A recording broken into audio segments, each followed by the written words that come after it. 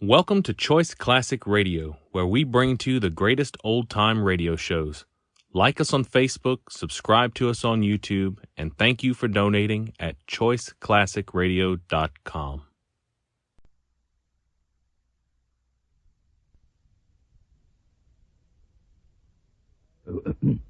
I had called upon my friend Sherlock Holmes upon the second morning after Christmas. He was lounging on the sofa in a purple dressing gown. On the back of a wooden chair beside the couch hung a very seedy and disreputable hard felt hat. A lens and forceps lying on the chair suggested that the hat had been suspended in this manner for the purpose of examination. Ah, come in, my dear Watson. Holmes, the compliments of the season to you. And to you, my dear fellow. Take a chair. Thanks. Oh, I just thought I'd look in, you know. You're busy, though. No. Something perfectly trivial. Though, to tell you the truth, it's not entirely devoid of interest. No? Well, let's hear it. You know Peterson, the commissioner at the Langham? Certainly. Good fellow. Yes, well, this trophy belongs to him. What, that hat? Oh, my dear Watson, don't be so contemptuous of it, please. Look upon it, if you will, not as a battered billycock, but as an intellectual problem. All right, trophy, you say. Where'd it come from, then? It arrived here on Christmas morning in company with a fine fat goose, which I've no doubt is roasting at this moment in front of Peterson's fire. Oh. The facts are these. About 4 o'clock on Christmas morning, Peterson was on his way home from some small jollification, as he called it. As he was walking down Tottenham Court Road, he saw in the gaslight a tallish man walking with a slight stagger and carrying a goose slung over his shoulder. At the corner of Goodge Street, the fellow ran into a group of roughs. One of them promptly knocked his hat off. Well, naturally. The man raised his stick to defend himself, and in doing so smashed the shop window behind his back. At that moment, Peterson rushed forward to help him. Oh, I should have told you that Peterson was still wearing his uniform. He'd been on his way home since the night before. Christmas. Well, it seems that the shock of having smashed the window and immediately seeing an imposing figure like Peterson bearing down on him was too much for this poor fellow's nerve. He took to his heels. Leaving his goose? Yes. Nice present for him. What did he do then? Well, being an honest fellow, he wondered how to trace the owner. There was a card tied to the bird's left leg with "For Mrs. Henry Baker" printed on it. Yes? And on the lining of the hat here, you see? No? Yes. You can just see it. There are the initials H.B. Well, Henry Baker. But there must be hundreds of Henry Bakers in London. Exactly. Peterson hadn't a notion where to begin. That's why he brought the hat and the goose round to me on Christmas morning. I see. We kept the goose until this morning, but it became obvious that in spite of the frost it needed eating without unnecessary delay. So I advised Peterson to carry it off to fulfill the ultimate destiny of a goose, while I retained the hat of the unknown gentleman who lost his Christmas dinner.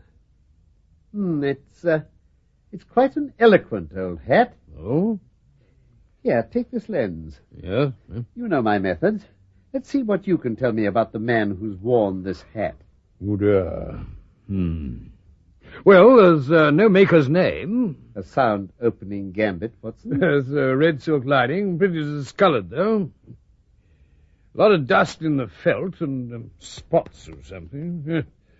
Yes, it looks as though he's been trying to cover some of the blemishes up with ink. Capital, my dear Watson. Otherwise, Holmes, it's just a very ordinary round black hat that's seen better days. Then tell me what you deduce. Deduce? Oh, Watson, you disappoint me. After such an admirable display of your powers of observation, too. Oh, well, come on, Holmes. Better tell me what I should have found. Very well. This is the hat of a highly intellectual, middle-aged man who's also been fairly well-to-do within the last 3 years, but has now fallen on evil days. Drink, probably. Yes, that would account for the obvious fact that his wife has ceased to love him. My dear Holmes, what on earth are you talking about? But he's retained some degree of self-respect. Oh, and it's extremely improbable that he has the gas laid on in his house. Holmes, you're pulling my leg. Not in the least, Watson. Is it possible that even when I give you these results, you still can't see how they're attained? No, I'm blessed if I can. Well, how do you know the man's an intellectual? See what happens when I try the hat on. It comes right down over my nose. Cubic capacity, Watson. So large a brain must have something in it. Well, what about the decline of his fortunes, then? This hat is 3 years old. This is one of the first of these flat brims curled at the edge. Yeah. You notice the excellent lining. It's a hat of the very best quality. If this man could afford to buy it 3 years ago and he's still having to wear it in this state, then he's certainly gone down in the world. But his self-respect hasn't gone entirely because he's tried to cover up some of the stains with ink. Yes, that's what I said. We can tell he's middle-aged simply by examining the lining. You see? All these greying hair ends cut off recently by the barber. Yes, of course, but, his wife, you said she'd ceased to love him. Ah, I'm afraid it's true. This hat hasn't been brushed for weeks. Well, he might be a bachelor. Oh, no. He was bringing home that goose as a peace offering to his wife. Remember the card on its leg? My dear Holmes, you've an answer for everything. But how on earth can you tell from a man's hat that he has no gas laid on in his house? Quite simply. One tallow stain, or even two, might have got onto the hat by chance.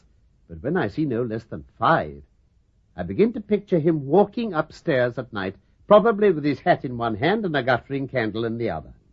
Satisfied? Oh, well, Holmes, it's all very ingenious. Remarkable. But there's been no crime committed. I mean, dash it, there's only the loss of a goose to consider. It all seems rather a waste of energy to me. Watson, there are times when you're almost... Yes, come in. Mr. Holmes, sir. Peterson, what's the matter, man? The goose, Mr. Holmes. Dr. Watson, the goose, For sir. heaven's sake, Peterson, has it flown out of your kitchen window? Look, sir, look at this. What the missus found in its crop. What? Good Lord. A diamond, Mr. Holmes, isn't it? Tried it on the window pane. Cut into the glass like putty. A precious stone, all right. It's more than a precious stone. What, sir? It's the precious stone. Eh? Watson, you've no doubt spotted the advertisement about it in the agony column every day lately. What do you mean this is the blue carbuncle, Holmes? Countess of, what's her name? The Countess of Morcar. It's none other. I recognized its size and shape the moment I saw it. Any idea of the value you're holding in the palm of your hand there, Peterson? Well, I don't know. Quite a bit, eh? A couple of hundred, say? I should say it's worth at least 20 times the amount they're offering as the finder's reward.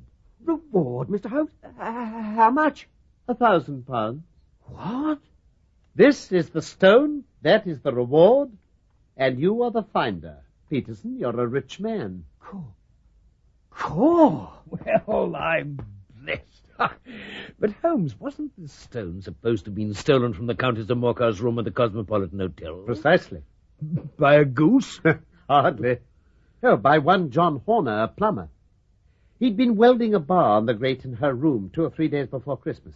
He was left alone in the room for a few minutes by Ryder, the head attendant at the hotel. Silly devil. Left the chap there. When he come back, the plumber had gone. The bureau had been forged. Oh, yes, I remember now.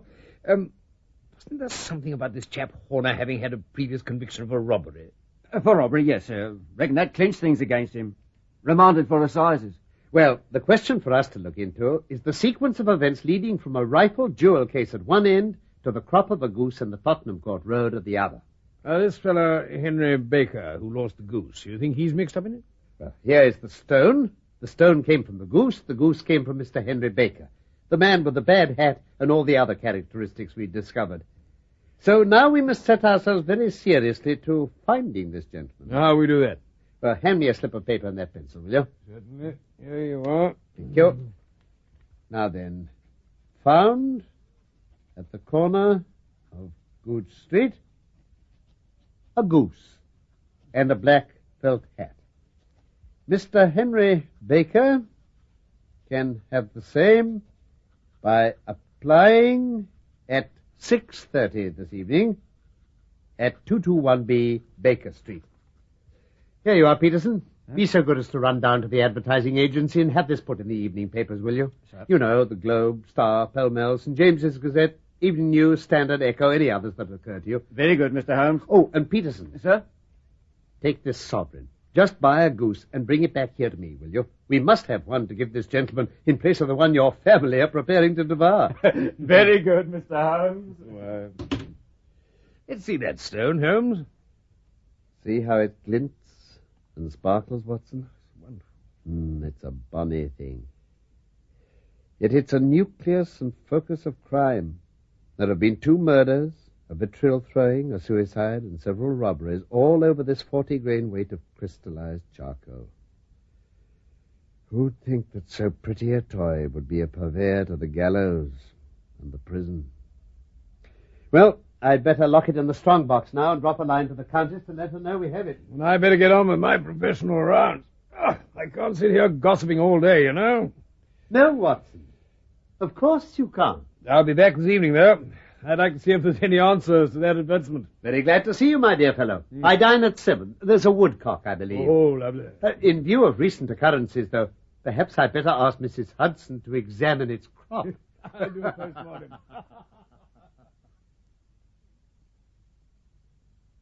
Watson, come in. This is my colleague and friend, Dr. Watson. Ah. Watson, this is How do you Mr. do? Henry Baker. You only just missed him on the stairs. How do you do, sir? Now, Mr. Baker, is this your hat? Yes, sir, that is undoubtedly my hat. And I'm sorry you've been troubled, sir. Oh, no trouble, Mr. Baker. But about the bird now. We were compelled to eat it. Eat it? Yes. But I presume that this other goose on the sideboard will answer your purpose equally well. Oh, certainly, certainly. It's very civil of you, sir. Of course, we still have the feathers, legs, crop, and so on of your own bird, if you wish. Well, sir, they might be useful relics of my adventure, but I can hardly see what other use the disjecta membra of my late acquaintance are going to be to me. Very true. Then there is your hat, Mr. Baker. Thank you. And here's your bird. Oh, by the way, would it bore you to tell me where you got the other one from? I'm something of a fowl fancier, and I've seldom seen a better-grown goose. Not at all. A few of us frequent the Alpha Inn near the British Museum. Do you know it? Yes, I do. Yes. Well, this year our good host Windigate got up a goose club. We put in a few pence a week, and each of us were to have a bird for Christmas. Nice bird, as you say. I hope you enjoyed it. Delightful. Yes. I hope this other will be adequate compensation. Oh, I'm sure it will. Well, good night, gentlemen, and the compliments of the season to you. The same to you, sir. Good night. Good night. Oh. Well, so much for Mr. Henry Baker, then. It's quite certain he knows nothing whatever of this matter. You hungry, Watson? Well, not particularly. Then I suggest that we ask Mrs. Hudson to preserve our woodcock for supper. We must follow up this clue while it's still hot. Yes, quite right.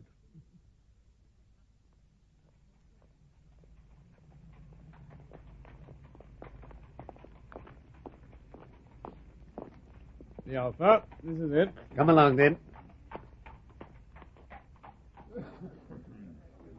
Good evening, gentlemen. Evening, landlord. And what may your pleasure be this evening, gents? Holmes? Oh, beer, please. Yes, beer. And a bit of job you won't find north of the rivers, eh? It should be excellent, if it's as good as your geese. Geese, eh? My geese? Why, yes. I was speaking only half an hour ago to a member of your goose club, Mr. Henry Baker. Oh, yes, I follow you. But them's not our geese, of course. Oh, who's that? Well, I got the old 2 dozen from a chap in Covent Garden. Indeed. Who was that? Breckenridge is his name. You know him, sir? Breckenridge? No. But no matter. Well, here's your good health, landlord, and prosperity to your house. Good help. And the compliments of the season to you, gentlemen. Thank you, landlord.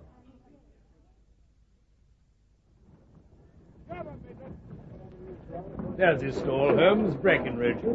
Hello, you're shutting up shop. We're just in time. Good evening. Cold again. That's right. Oh, sold out of geese, I see. Get you 500 tomorrow, Gav. I'd sooner have one now. Try him over there with the gas flare. He's got some left. Oh, dear. And I was specially recommended to you. Recommended? Who by? By the landlord of the Alpha up by the museum. Oh, that's right. Sent him a couple of dozen. Very fine birds they were, too. Beautiful. Where'd you manage to get such specimens? Now then, mister. What you driving at? I beg your pardon. Let's have it straight out now. That's straight enough. I simply wondered who sold you the geese you supplied to the Alpha. Well, then I shan't tell you. So now. I don't know why you should get so warm about it. Warm, you say? You'd be warm, maybe, if you were pestered like I am. Pestered? How do you mean? Look, I pay good money for an article. That ought to be the end of the business, eh? But it's, where are those geese? Who'd you sell them to and that sort of thing? Well, I've no connection with anyone else's inquiries, I can assure you. If you won't tell us, then the bet's off, that's all. Bet? What bet? I like to think I know a fowl's quality. I'm ready to back my opinion on it. Half a dozen mouthfuls of one of those geese the other night, and I put a fiver on it that I was eating a country-bred bird. Oh, you did you? Well, I'll tell you this much. You lost your fiver. Town-bred? Oh, you'll never persuade me to believe that. I'd take another bet on it, with you if you like. A sovereign? All right, all right. Bill, Yes, Governor. bring us the books out here, and look slippy. Yes, Gov. Now then, Mr. Cockshaw, you just wait a minute and we'll see. A sovereign, was it you said? Here you are, Governor. Yeah, Tar, go on, buzz off. Now then, see this book. I do. This is a list of the folk I buy from. Now, page 227, bit further, 247, 248, 249. Now then, what's the last entry you see? Let me see. Mrs. Oakshott, 117 Brixton Road, December the 22nd, 24 geese at 7 and 6. Brixton Road. Down the country. Town, of course. Much obliged. Now, what's it say underneath? Underneath, oh, yes. Sold Mr. Windigate at the Alpha, 12 shillings each. And that'll cost your friend just 1 sovereign, and cheap at the price. Ridiculous. I'd never have believed it. Here you are, my man. Good evening to you. And the compliments of the season to you! Well, Holmes? Cheap at the price, as our friend observed. Yes, good job he was a betting man. My dear Watson, when you see a man with whiskers of that cut and the Sporting Times sticking out of his pocket, you can always draw him with a bet. Did you hear what he said about being pestered, Holmes? I did indeed. Sounds as though we weren't the only ones interested in what became of those geese. Hello? Listen to that, Watson. Something tells me our truculent friend is being pestered again. I'll tell you about enough of you and your perishing geese. If you come here again, I'll set the dog on you straight, I will. But I tell you, one of them belonged to me. Mrs. Oakshott told me to ask. You can go and ask the King of Prussia for all I care. Go on, get out of here. All right, I'm going. Watson, this may save us a visit to the Brixton Road altogether. Come on. Right, Holmes? Just a moment, my man. Who are you? What do you want? You will excuse me, but my friend and I couldn't help overhearing your little argument just now. I think we could be of assistance to you. You? What do you know about it? My name is Sherlock Holmes. I know everything about it. You're endeavouring to trace some geese which were sold by Mrs. Oakshott of Brixton Road to a salesman named Breckenridge. He sold them to Mr. Windigate of the Alpha Hotel. You mean you know where some of them went? I do. Then you're just the man I've been wanting to meet. Capital. And may we know whom we have the pleasure of assisting?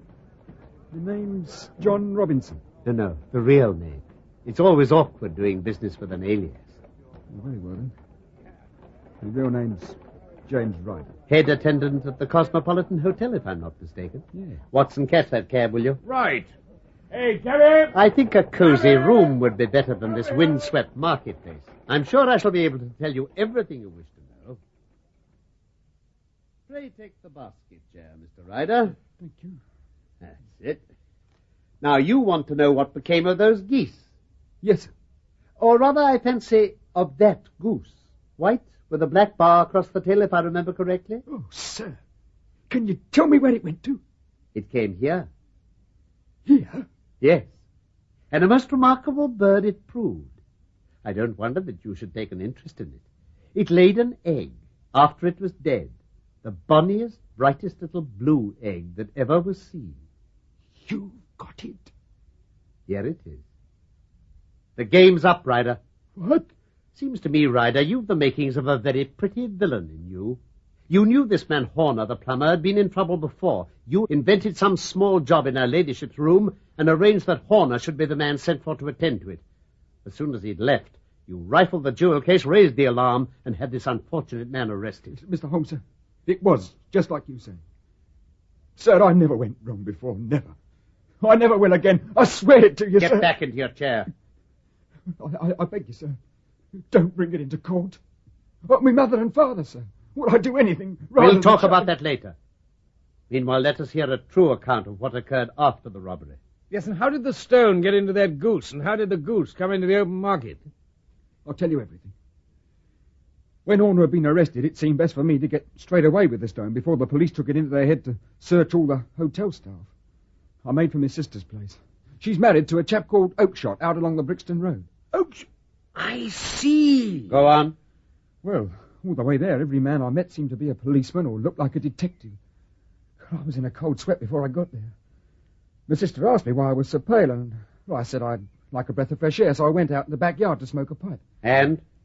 Well, I was there, wondering what to do, and suddenly I realised there was geese waddling all round me.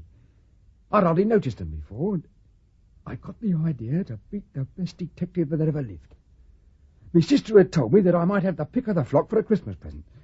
Well, it was obvious. I'd take the goose there and then, get it to swallow the jewel, and it wouldn't matter who stopped me on the way home.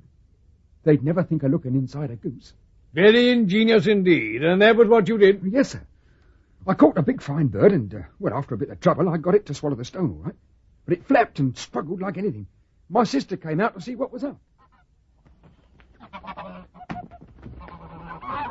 Why, Jem, whatever were you doing with that bird? Oh, well, Maggie, you see, you said you'd give me one for Christmas, and I was just feeling which was the fattest, that was all. Oh, you needn't have trouble. We've one set aside for you already. You've what? Oh, yes, Jem's bird, we call it. That big white one over yonder, see? We fattened it specially for you. Well, never mind that. I'll have the other, and I'll take it with me now. Oh, just as you like. You know what's best. Which one did you say you want? That white one with the barred tail. There he goes, look. In the middle there. All right, then. You can help me catch it now. We'll kill it, and you can take it home with you.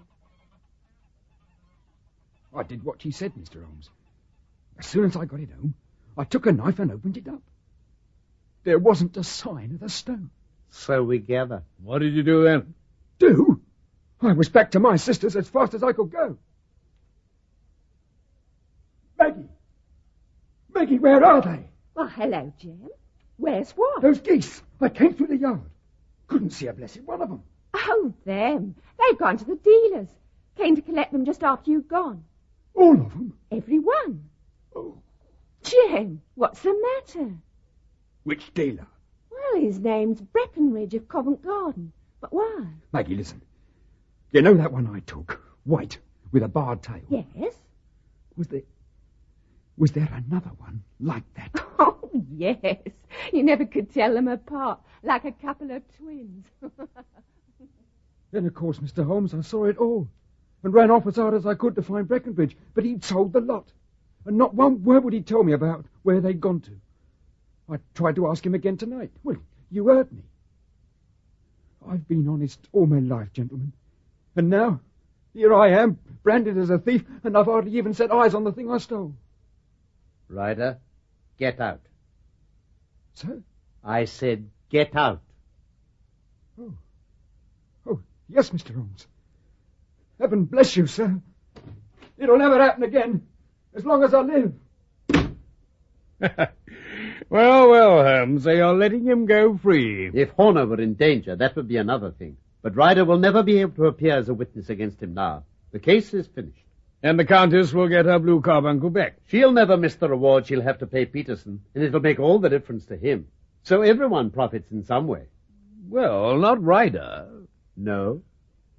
I think it's just possible that I've saved his soul. He'll never yield to temptation again. He's too terribly frightened. But a stretch in prison would probably have turned him into a jailbird for life. Mm-hmm. Oh, I suppose I'm compounding a felony, but hang it all, Watson. It's the season of forgiveness. Quite right, Holmes. As for you and me, chance has put in our way a most singular and whimsical problem, and its solution is its own reward. And now, if you'll have the goodness to touch that bell, Doctor, we'll begin another investigation in which, once again, a bird will be the chief feature.